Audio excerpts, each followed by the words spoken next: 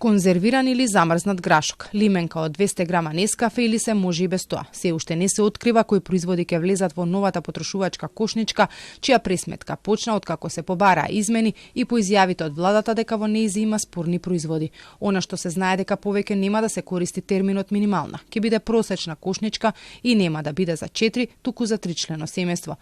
Нема да има место за акцизна стока, како цигари и алкохол, кои досега не се пресметува. Реална, а не кошничка за политички цели, најави заменик министерот за економија во вчерашната топ тема.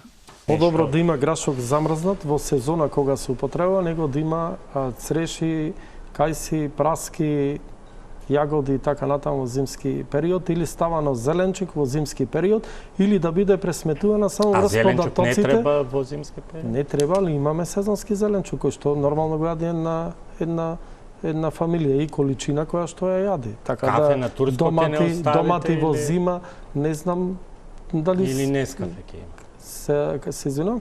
Кафе ќе има, викам, Нескафе, турско или ќе видите за брза структура. Па не, ве прашувам што е, бидејќи велите нема да направиме кошничка за политизација.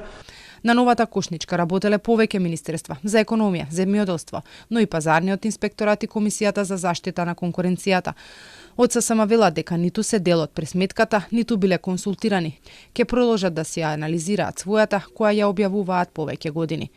Не сме вклучени во подготовката, ниту сме консултирани. Можеби поради тоа што вредноста на синдикалната минимална кошничка не покажува колку им е потребно на работниците за да преживеат, туку истата е потврда дека платите мора да се зголемат со забрзано темпо.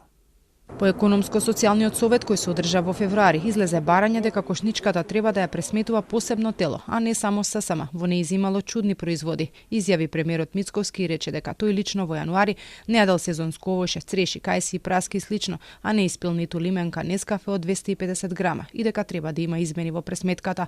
Потоа за министерката Кочовска беше спорно зошто во кошничката има грашок во конзерва и 13 литри млеко. Дел од економистите пак сугерира, ако се прави промена во пресметката, да не учествуваат министерства.